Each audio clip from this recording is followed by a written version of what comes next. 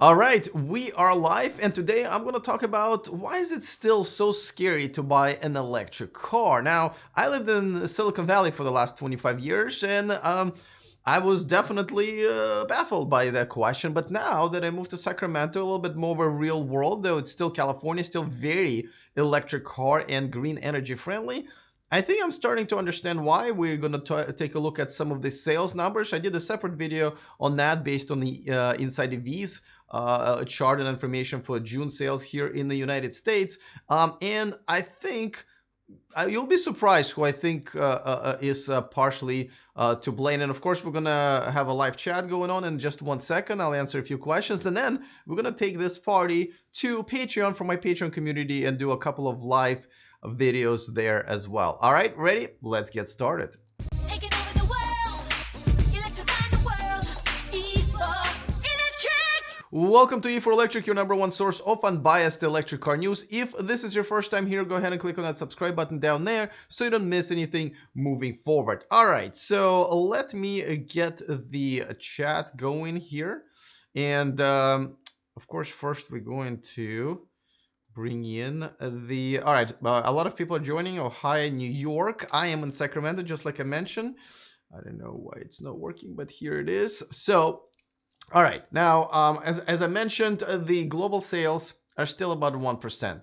US sales and European sales are obviously a little bit higher, and of course countries like Norway are absolutely kicking butt. And Norway, essentially a country for some reason being a very cold country, has been a great example where they're all electric car sales at around 40%, and they're just general electric car sales, which include plug-in hybrids, are over 50%, which is amazing for the car that's for the country that's not very friendly to electric cars in terms of the weather is concerned. Now, Jeffrey Williams says your makeup looks beautiful. Absolutely, that's to my comment in the very beginning, if you saw that. But here's a couple of things. First of all, and obviously this is kind of this is the effect of the early electric cars that we've seen. For example, the first generation Nissan Leaf.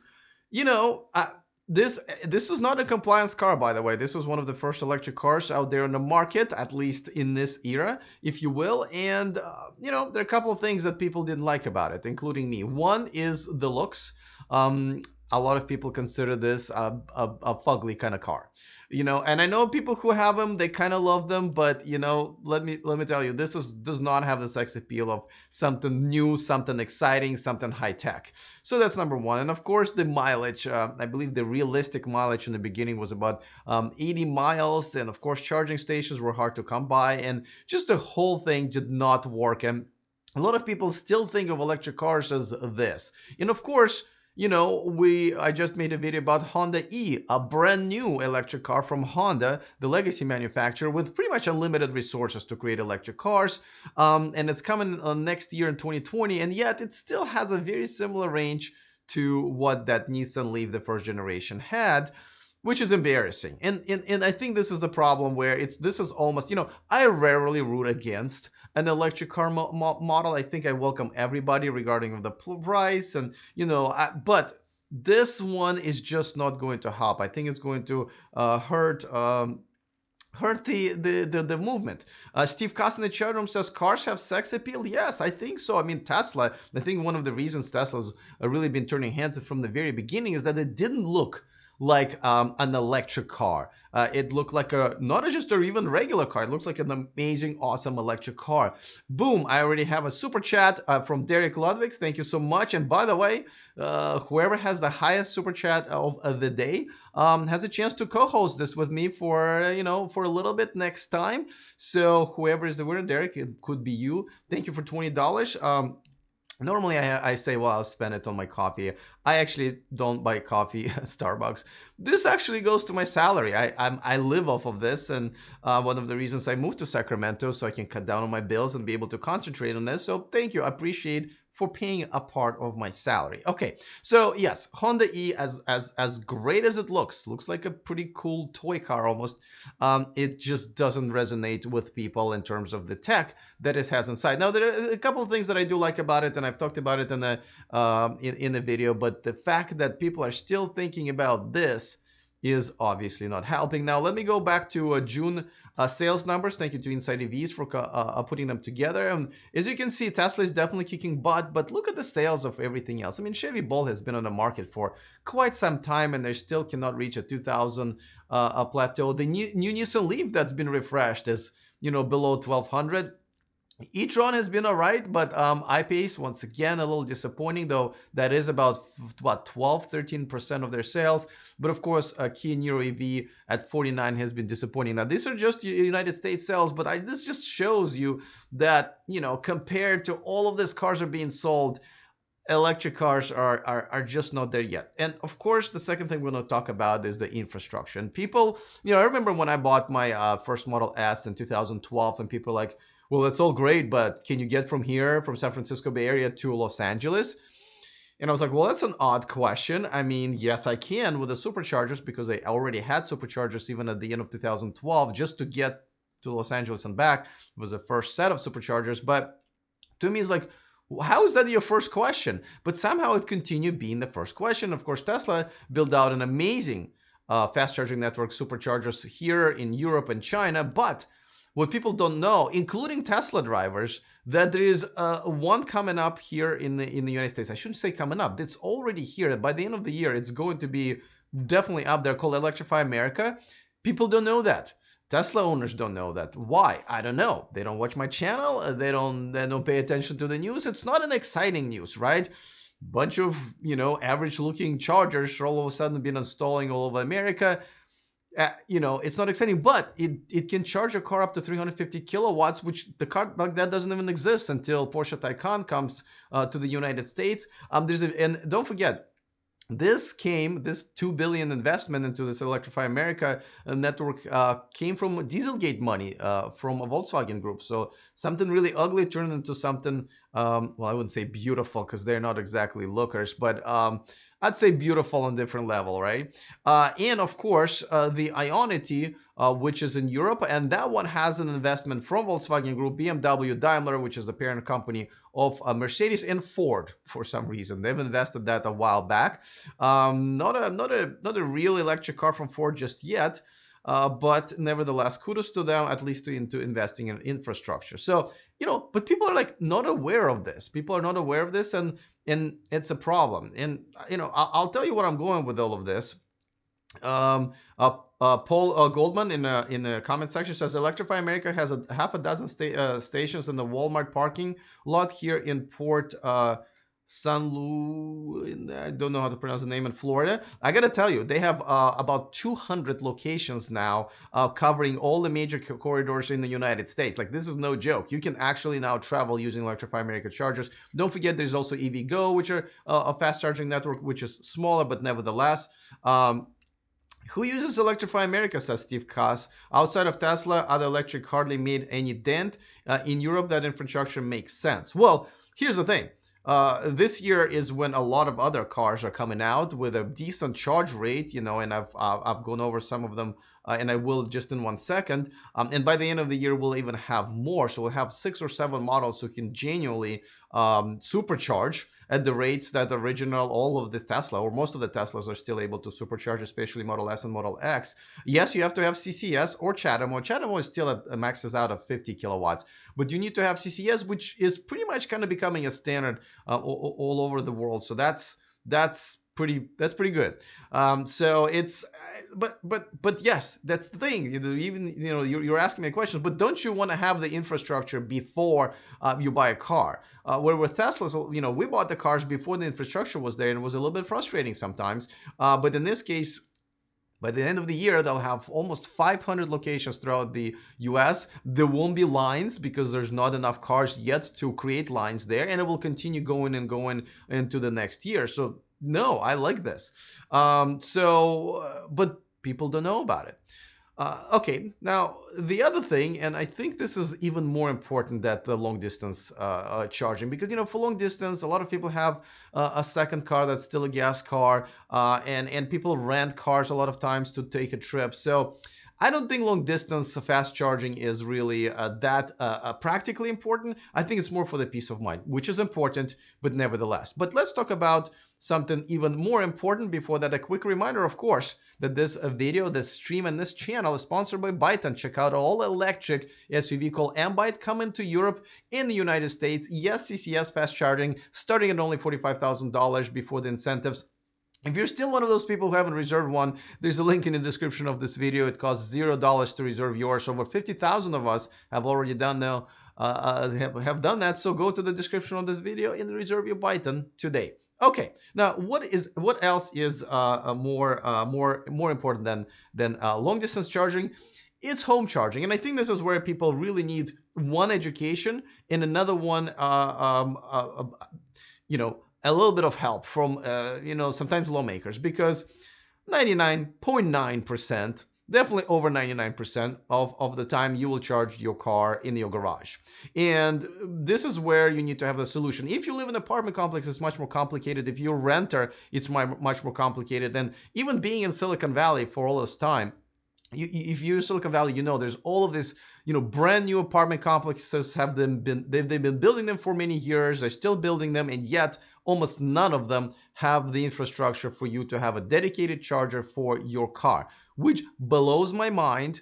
But nevertheless, they're still able to charge ridiculous rents and people moving in. And I don't know how that's going to be resolved now. But here in Sacramento, and I'm assuming the rest of the world, that becomes even bigger problem. Now, there is a law here in California and a few other states where if you live in an apartment complex, and I think there's some limitations how big it is, because if I think it's small apartment complex owners are exempt. But if you lived in the average apartment complex, and if you insist on having a charging station, the apartment complex has to install it for you, but you have to pay for it. And when you have to run a line, electric line, an apartment complex to a parking spot, that can cost thousands of dollars. And do you want to invest that when you're there just for the rest of the year or maybe another 2 or 3 years? A lot of people say no.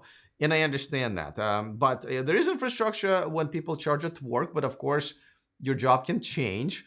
You can move locations and jobs and so forth. So that's not reliable. And that's not enough, I think, to actually get an electric car. But even with charging at home, I always say, listen, if you're going to get an electric car, and if you're going to move at some point, move to a duplex or a house if you can, because you already kind of have an infrastructure there. There will be 240 outlet for your dryer.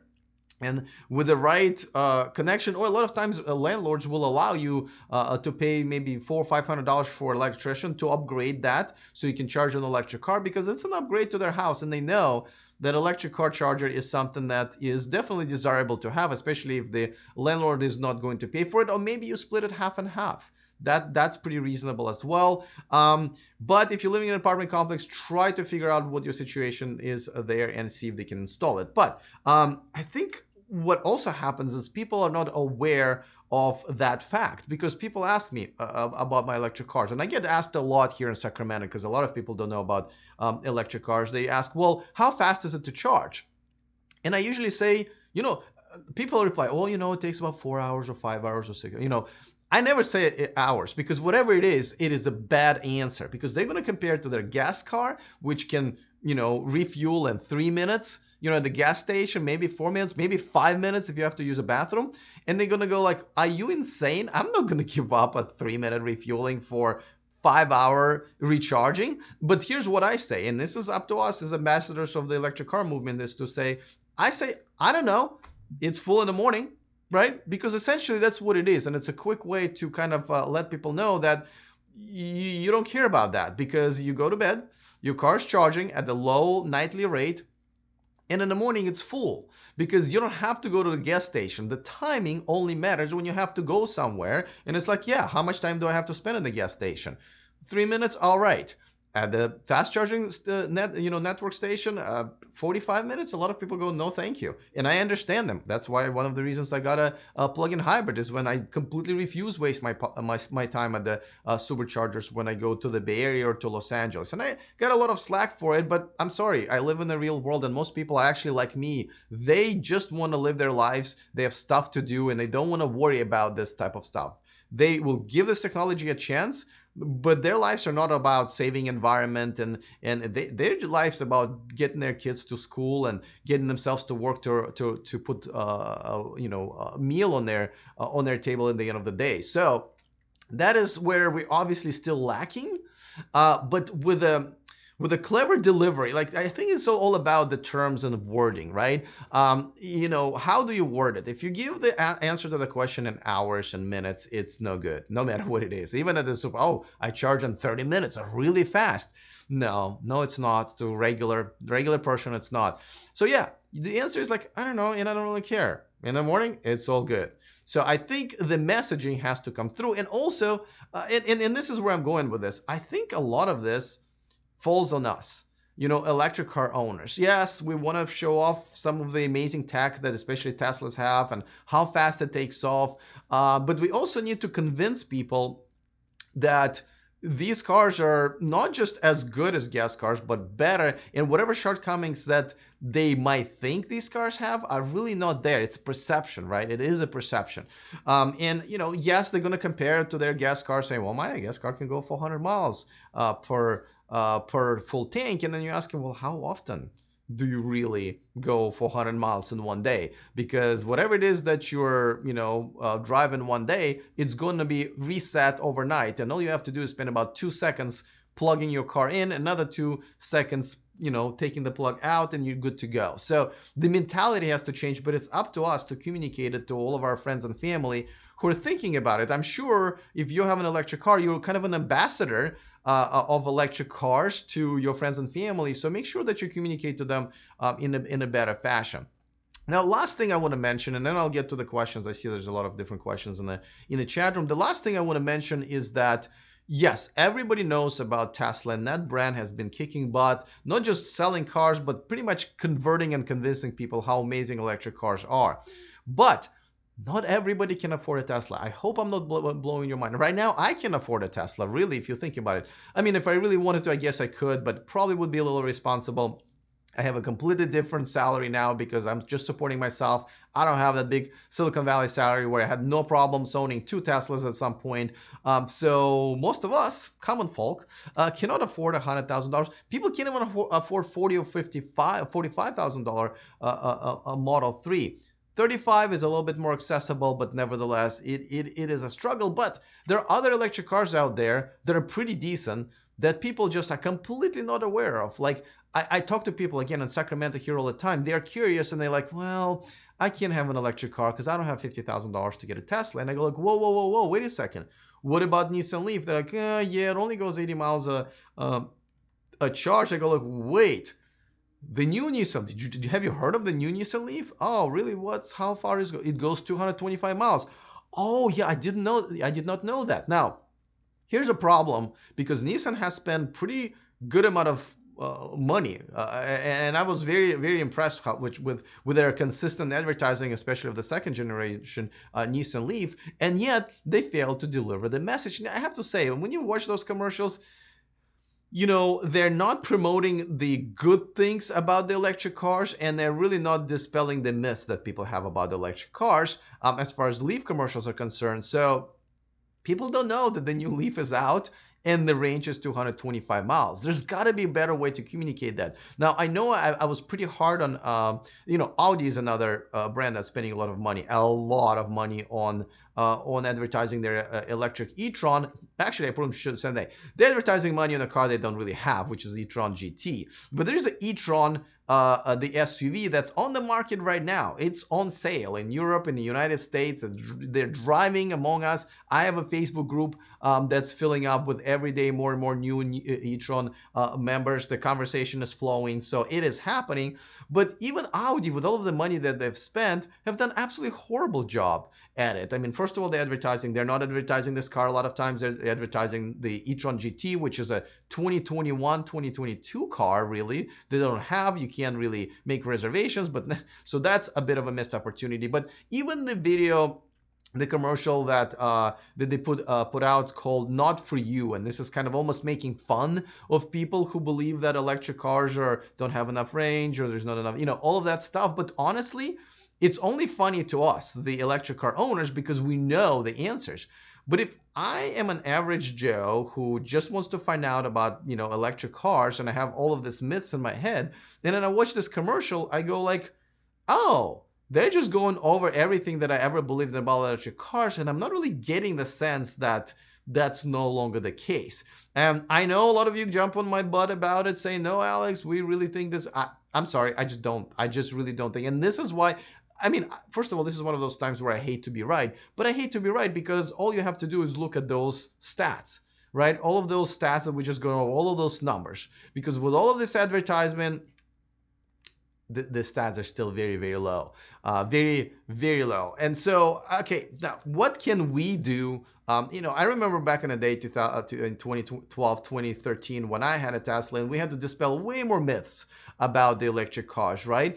I was volunteering for Earth Days. I was volunteering for different events where I could bring my car and let people, sit in it and drive it. Kids with ice creams jumping all over my seats. I didn't care. I really, really wanted to promote the movement. I wonder, have we kind of lost that? The funny thing is, like this morning, I actually got an invitation to speak in front of the local electric car association here in Sacramento. And when I was there last time, I've noticed when everybody introduced themselves, like what kind of cars they were driving, and a lot of them are still driving the cars where I'm like, no, you are a horrible ambassador for electric cars if you're still driving a first generation Leaf or, even BMW i3. I'm sorry. It's just, I get it. You like the car, but you're not going to convince your friends and neighbors, most likely not, if these are the cars that you're going to be presenting to them as the future. You're just not. So it's going to be an awkward presentation that I'm going to give. I believe it's in September. Unfortunately, it's actually I could have done it in a couple of days, but I'm moving. I'm flying to VidCon, the biggest YouTuber convention, and actually that's where I'm going to be making my videos from. I know you haven't seen me travel for a while, and that's kind of on purpose. I declined a few trips, but I'm going to be flying to VidCon, and so I can't do the presentation now, but I'll be doing it in September, and it will be a little bit of, awkward because I'll be talking to all of these electric car enthusiasts who think they're doing such a great job promoting electric cars here in Sacramento, and I'm going to be telling them that they are not. Because if you're still driving a first generation Nissan Leaf, you're no longer an ambassador. As a matter of fact, you're basically driving around and not helping. I was going to use a different one, but you're definitely not helping anymore. Get into the new Kia, get into the new Hyundai Kona, buy yourself a stripped down $35,000 Model 3, because you're still going to get some incentives. There's still incentives left where, after that the car is still about only $31,000 here in the United States, and especially if you're in Canada, there's some much better help there in some countries in Europe as well. So I think the electric car owners, need to take more charge and actually promote, and not just promote the good things about electric cars, but also dispel those myths. So that's my rant about that. I'm going to be taking blame on behalf of a lot of you. I think we can do a better job. I was thinking about, let me know what you think about this idea. I was thinking about putting an online course about, for somebody who is looking into buying an electric car, but is kind of afraid of it. I don't know if I can charge for it because, when people need to be convinced of something, they definitely don't want to pay money to be convinced of it. So I don't know, but I definitely want to do something where maybe it will be a course for current electric car owners. How do you talk about your electric cars? Where do you talk about your electric cars? How do you present all of this? How do you phrase things? It's in my head right now, but nevertheless, that's what I've been thinking. So let me go back to the picture I kind of like here, because it is of this cute little car. This is Renault Zoe. For those of you in the United States, you've probably never heard of this, or, well, if you've been watching my channel, you have, but you've never seen them out on the street, because this one's for sale in Europe only. It's on a third generation now. They're just about to make a 2020 version. It's not ugly, first of all. I like that. It's a small European car. It has a decent range, a decent price, one of the cheapest cars you can buy. As a matter of fact, when I made a video about the cheapest electric car that you can buy with a decent range, it was head-to-head with the Nissan Leaf, the new generation. And I love the fact that you can also lease the battery and not having to buy it. I know they did not do a perfect job with leasing. A lot of people did not like it. I think they're revamping that, but just a fact, and I believe this really should be the case. I believe batteries should be sold separately from electric cars, just like when you're buying a flashlight.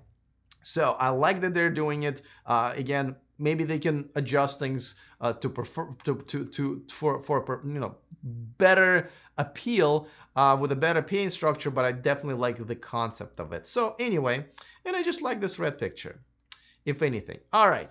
I'm gonna go back and let's see. And by the way, let me know where you guys watching from. I know there's some people from hello from Tesla country, says Steve Cass. Hi from Seattle, from Aaron, UK. All right, Santa Barbara. I'm going to be in Southern California. I'm a little bit scared from all of the earthquakes you guys have been having there. Like, I actually felt the earthquake here in Sacramento, and I'm like on the other side of California, 300 miles away. So that was kind of scary. I mean, the house shook a little bit, the lights shook a little bit, but nothing compared to what's going on there. So I'm a little bit scared to go into Southern California in a couple of days. Matt says, yes, most electric cars have been really ugly so far, other than well, that's what I'm saying. I don't think so. I mean, I just showed you a picture. Even the latest Nissan Leaf is not ugly at all. I think it's decent, right? Kia Niro EV, I think it's a really good looking SUV. Ask me. Same thing with the e-tron, and I just didn't bring other pictures, but there, Hyundai Kona is pretty good looking. The Mercedes and Porsche that are coming up at the end of the year, these cars are actually pretty good looking. So again, see the myth. We gotta find the myth.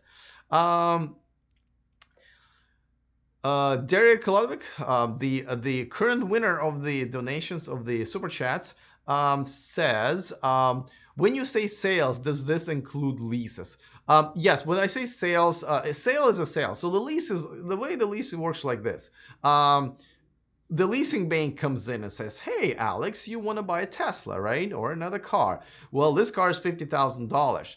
So what I'm going to do is I'm going to loan you half of it, or approximately half of it. You're going to pay that off for over 3 years, let's say. And then once you're done, I'm going to take the car back and I'm just going to sell it at the auction. Or you can buy it from me at the agreed price, whatever. But this is how I'm going to structure it. But really what that leasing bank does is takes this deal that I made with them, but they take the entire amount, $50,000, give it to Tesla, and then Tesla makes a sale.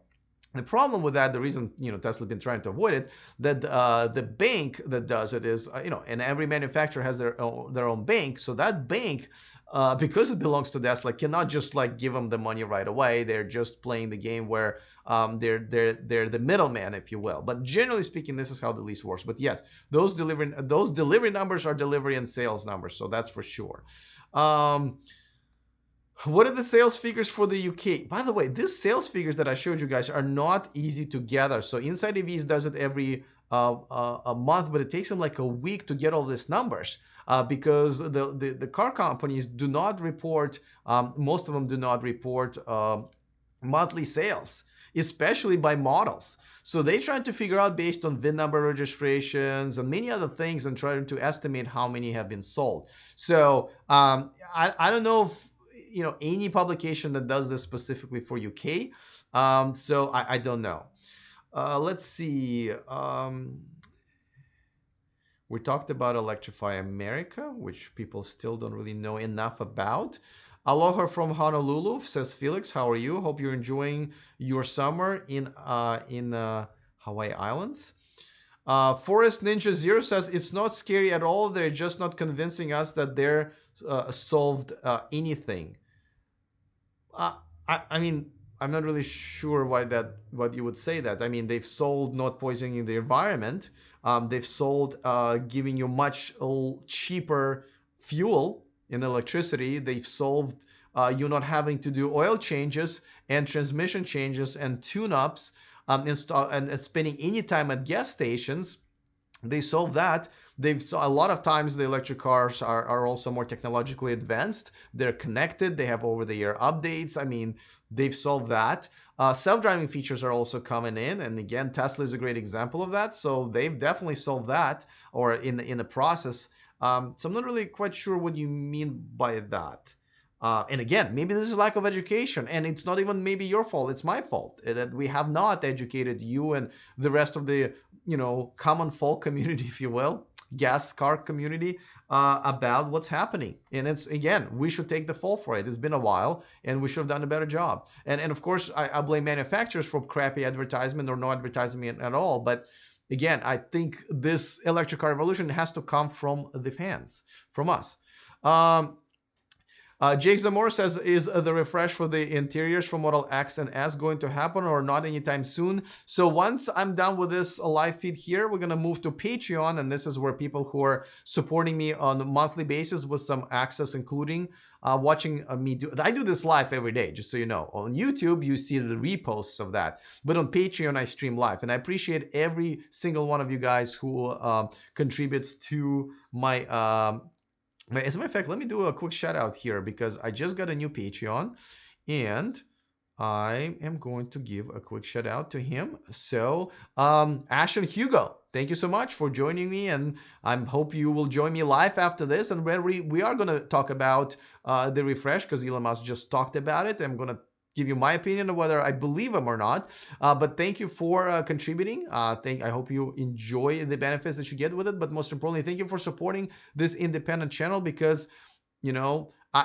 sponsors are great, but getting support from the community is more important. And if I have enough, like I gotta tell you, I never mentioned this before. If I get enough support for Patreons, I would probably be inclined to not have corporate sponsors. Now, don't get me wrong. Every sponsor that I had so far, including Biden, the companies that I like and report on so far anyway, I like them a lot. So I don't like them because they're sponsors of my channel. They're sponsoring my channel because I already like them. I've been a supporter of Biden pretty much since the minute they've unveiled it a year and a half ago. So, but if I could just rely on my community rather than corporate sponsors, I would take that. So thank you to those of you who are doing that. And again, we're going to talk about that. I'm going to answer that question once we're doing live on Patreon. There's a link in the description of this video. So thank you for you joining my community there.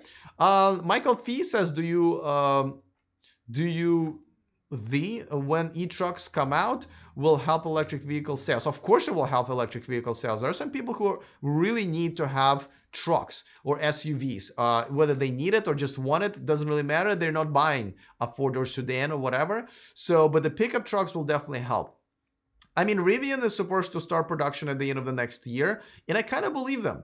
So I mean, they got so much money and so much support, especially now that Ford has invested in them and Amazon invested in them. I think they already have a factory which they bought a while back from Mitsubishi. Mitsubishi's abandoned factory, so I think they will be first to market. Then Tesla after that, but there are quite a few other companies that are trying this out. Like Ford also said that they're gonna make one with the help of Rivian, so I'm assuming that's gonna happen at some point. Bollinger, they've actually released a few interesting pictures today on their social media how you can customize their trucks. So they're still, they're supposed to start producing their trucks by the end of this year, but I have a feeling it's going to be next year. So, and yes, of course, I think if you produce a good electric truck, you will convince a lot of people who are driving gas guzzlers to switch. Definitely. Of course, the price is going to be kind of high in the beginning. It's not going to be cheap, but I think real real trucks, they're not cheap anyway. So definitely, I can't wait for that for sure. Chris Harrison says, what stops me from committing to an electric vehicle is the rapid advancements in battery technology. I'm not really sure if I read it right. Who wants to be settled with old tech when something new could be around the corner? Well, I mean, here's the problem. Not everyone's chasing the new tech. A lot of people don't like the new tech at all. They set in their own ways, and they don't want to be the guinea pigs like me or you. Like they want to slowly be being cushioned into the new technology when it's kind of flawless. Steve Cost says, I hope Lucent cars hit the market. It is a truly luxurious car and sexy. I'm assuming you mean Lucid, not Lucent. Lucid Motors. Yeah, one of the most luxurious cars I've ever been inside of. Obviously, I've been in a prototype a couple of years ago now, but now with their money, $1 billion that they got from the Saudi Arabia fund, and with Peter Rawlinson as their CEO, I believe they will go to market. Steve Cuss continues saying, plus they will charge fast and will go over 400 miles. You can then go to LA. Those were all specs back in the day that they really didn't even know that they can deliver. I hope they can, but at the same time, we'll see, right? Because they lost a lot of people, a lot of talent when they were in trouble. Dag M once again supporting the show with $2 donation. He says, support Alex with super chat. Hi from Nebraska. How are you? Hope the weather there is beautiful. And though I've never been, I have to say, but every time I think of Nebraska, I think like this amazing postcard landscapes. Let me know if I'm wrong about that. All right, let me go back. So I read super chats right away, but I'm gonna go back to. All right. How do you feel? Frontline Soldier asks, how do you feel about Elon tweet about the Model S and Model X isn't getting refreshed? Again, Patreons, I will tell them in the next half an hour or so, and after that it will be posted on YouTube, reposted. Jennifer Montgomery says gas station owners need to be educated about. Ooh, I just got switched. I lost it. Okay, gas station owners need to be educated about the need for improved charging. I recently talked with the president of Maverick Gas. He seems not to know why I wanted to charge my 3 at their station. Yeah, I mean, obviously, and I think it needs to come not just from the gas station owners, because essentially they're kind of franchise owners, right? It needs to come from the oil companies. Companies like Shell and Chevron are actually starting to invest and buy charging companies. That happened earlier this year, at the end of last year. So they are definitely seeing the future. Little by little, they're buying out the companies and installing charging stations at some of their gas stations, trying it out, but they're definitely on the right track there, and it will trickle down to the actual owners.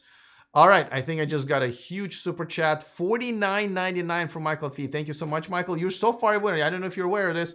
The highest super chat, you have an opportunity to co-host part of the next stream with me. And so whoever the winner is, don't forget to contact me on Twitter, where I accept private messages, and we'll organize something. Just make sure that you have a internet connection and a webcam and stuff like that. I use Zoom, which is a free software, just kind of heads up. But thank you so much. Michael says, just like to say you're doing a good job explaining about electric cars. Thank you. I appreciate it. This is my life now. It literally, I say I work about 60 hours plus a week on this. As you know, I produce three videos per day, and we also have a daily article that we post on e4electric.com, and we have a bonus article in our weekly newsletter. So it's a big operation, but I absolutely love it. 60 hours a week fly by really quick. Let's see. Well, I'm going to read a comment right underneath it.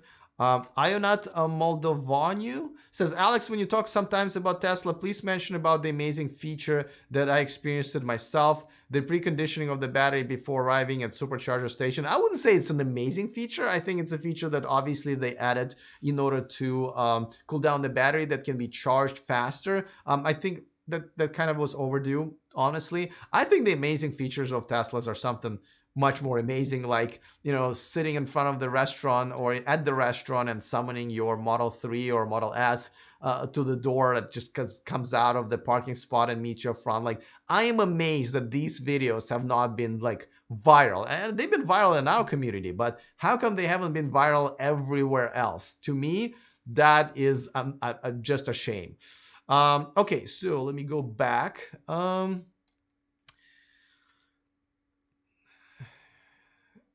Let's see. Frank D71864. I just searched was the infrastructure in place before the ICE car. All I found was which came first, gasoline or cars. That is the wrong question. I'm not really sure what you mean, but what I'm saying is people are more likely to buy these new electric cars that has CCS a port, like Kia, Hyundai, Audi, and so forth, Byton, when they know there's infrastructure already in place, that they're not guinea pigs, they don't have to grow with the brand. A lot of us had to grow with the brand with Tesla, right? And we were willing to do this. But these cars that are coming out right now, they're not for tree huggers like me and you. They're for regular people who just want to move on with their lives and just get a better technology, hopefully for cheaper, or at least for the same price as they've been spending before in their gas cars, and just move the hell on. And having an infrastructure in place is very, very important. So I'm glad that the infrastructure is kind of ahead of the game rather than non-Tesla electric cars that are coming out of those manufacturers. Juan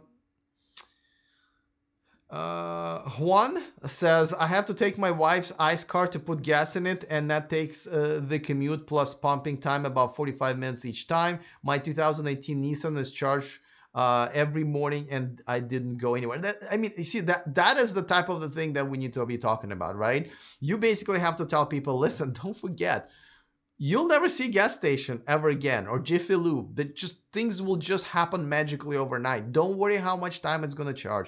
Don't worry about the size of the battery. Don't worry about the charge rate. All of that stuff, it's maybe relevant when you travel long distance, but really for your day-to-day charging, just know you will spend about 5 seconds taking care of it, and the car will be fully charged in the morning.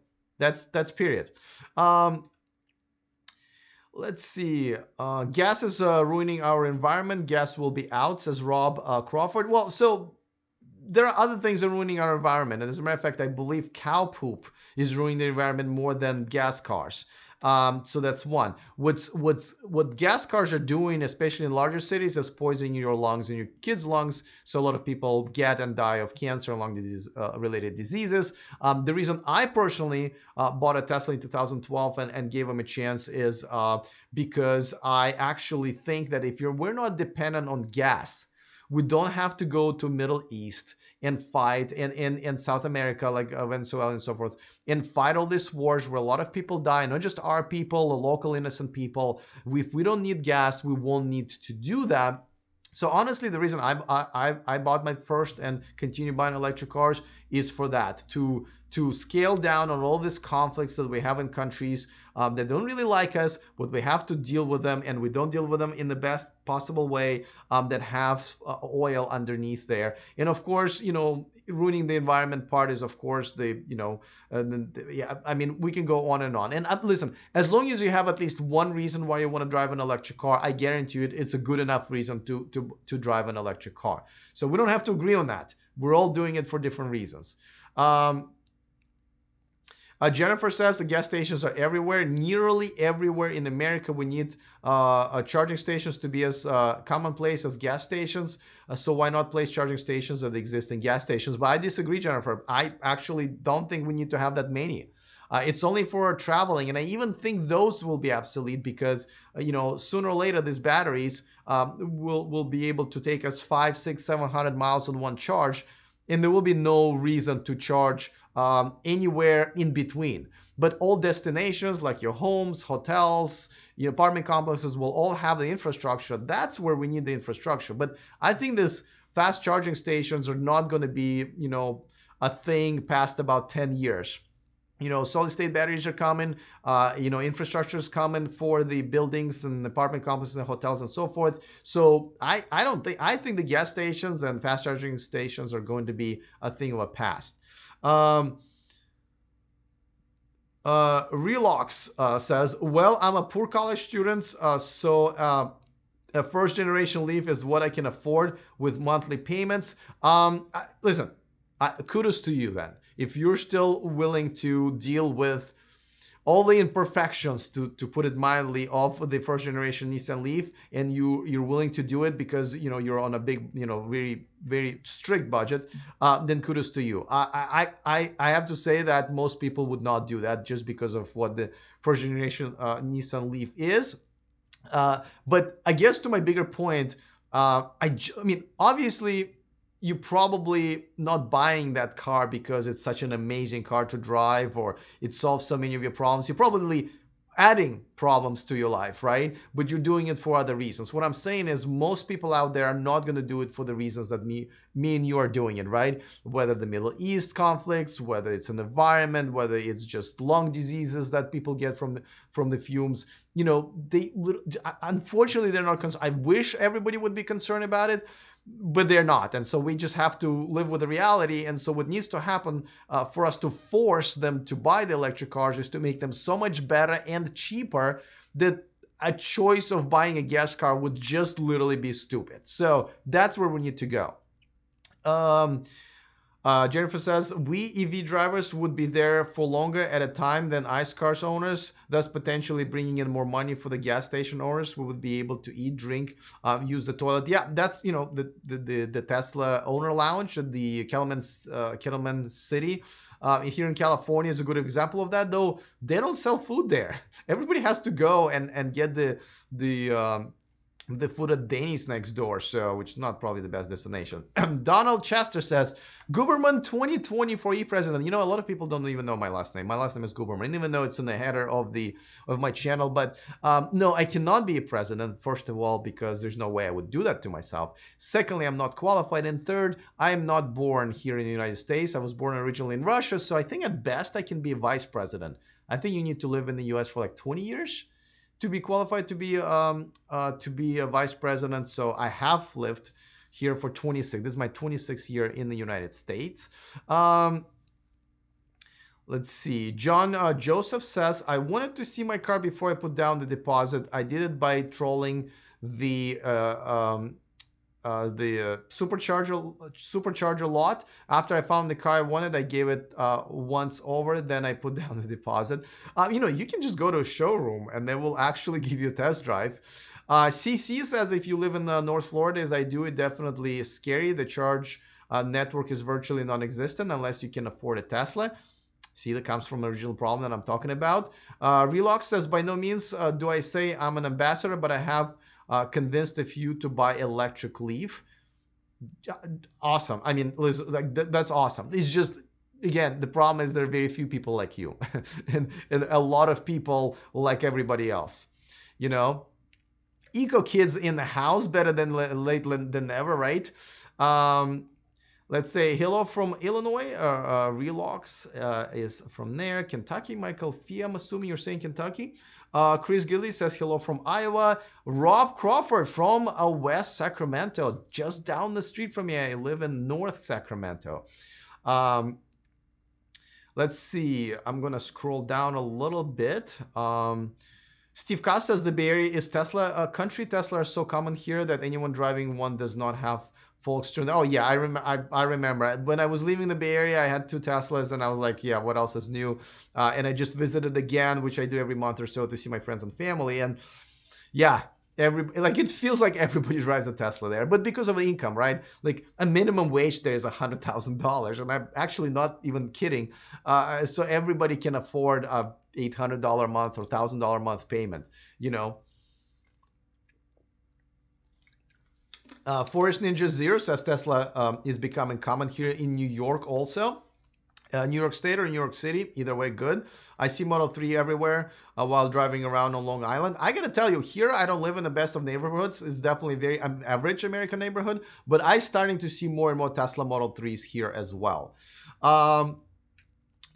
Brenawan Savakaran says, what are your thoughts on the ID3? Do you think Volkswagen is really committed, or is it a PR stunt? Now, Volkswagen Group is really committed. They're trying to run away from the Dieselgate so fast, and everybody who did not believe or really believed in diesel are definitely gone, mainly to jail. They're definitely all in. They've invested billions of dollars right now in no, first of all, don't forget they're sponsoring the Electrify America against their will maybe, but they're also voluntarily invested into the Ionity, which, as you know, is the fast charging network in Europe. That's also very mature at this point. They're still building it out. ID3 is definitely a great car, as long as it's over 200 miles in range. If it's less than that, that would be a tough pill to swallow. They need to be priced at around 30,000 as well.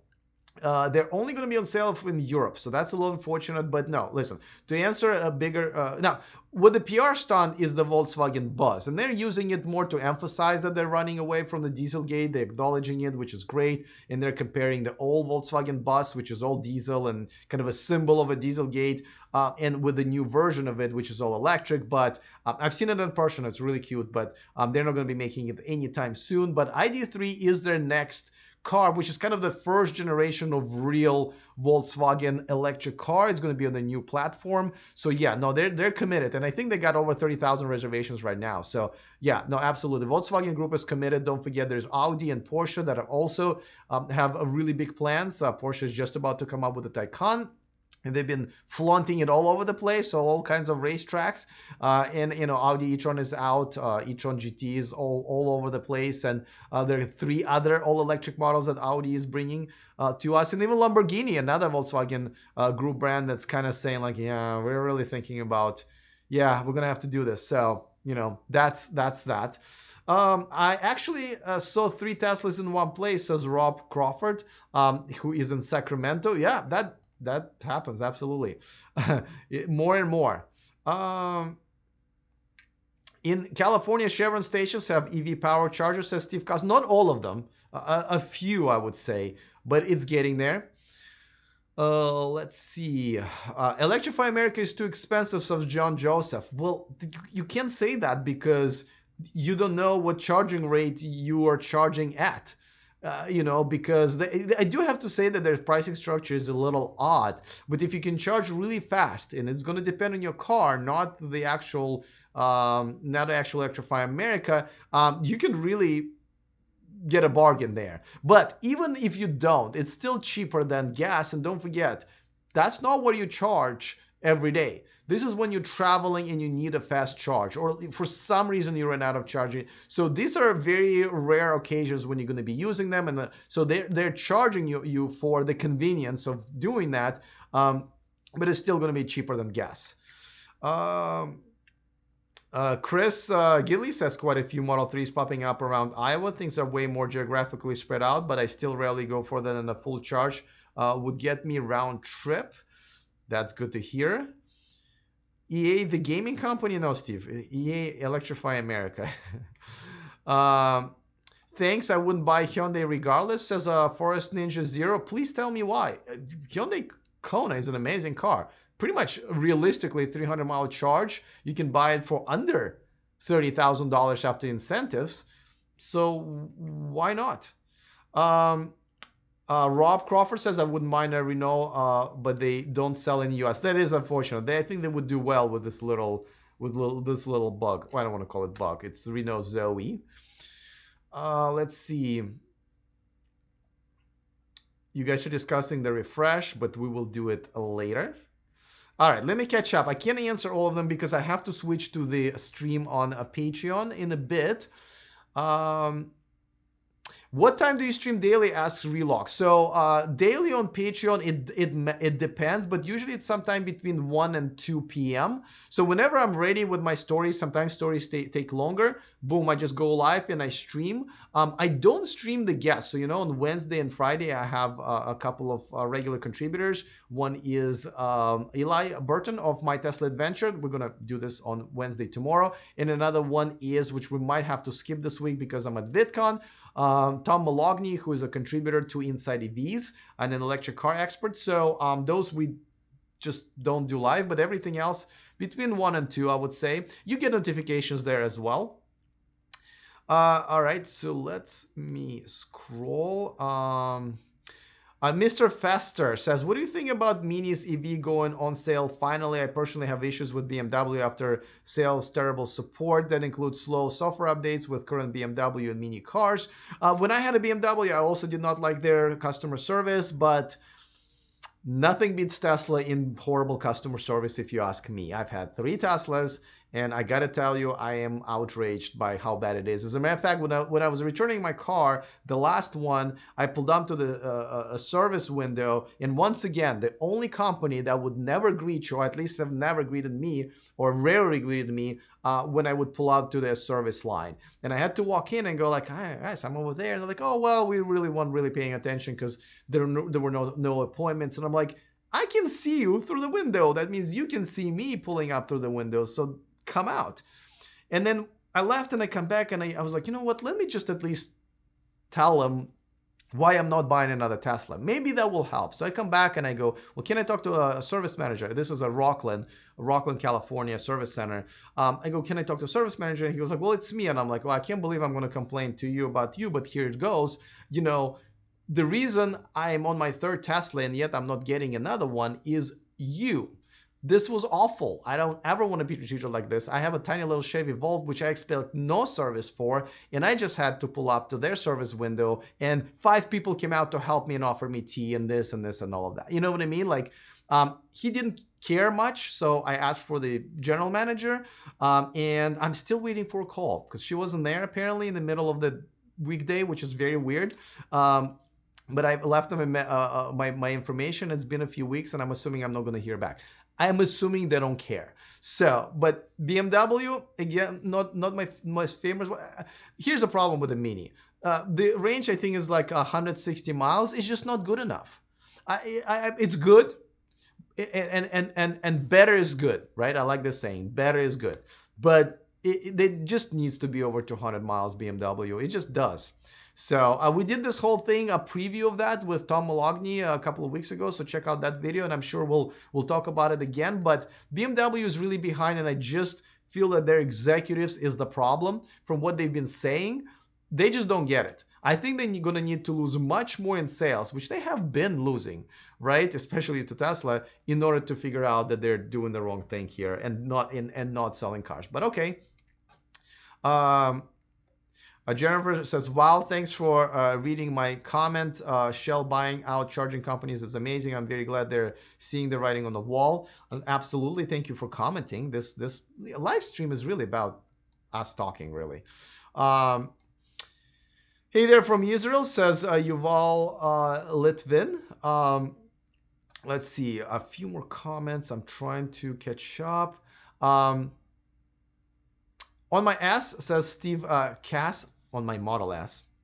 I like using the summon feature. It scares folks as they see a car with no driver backing up. I tell them a ghost is driving the car. Then we talk about electric cars. See, this I love. I love this. It's not very practical. It's too slow for my taste. I would probably not practically use it, but I would use it to showcase the technology. Italian around the world says, Alex, you're pretty. Not what I'm going for, but I appreciate the compliment. I think it's my shirt. Chris Gidley says, I keep hearing service horror stories from people being without their cars for 6 to 8 weeks. That's usually parts. Living in Midwest, that's my biggest fear right now. Yeah, that's one of the problems with Teslas is that the parts availability and availability of the certified shops, who normally shops don't want to be Tesla certified shops. It's just too much for them. I've talked to quite a few of them.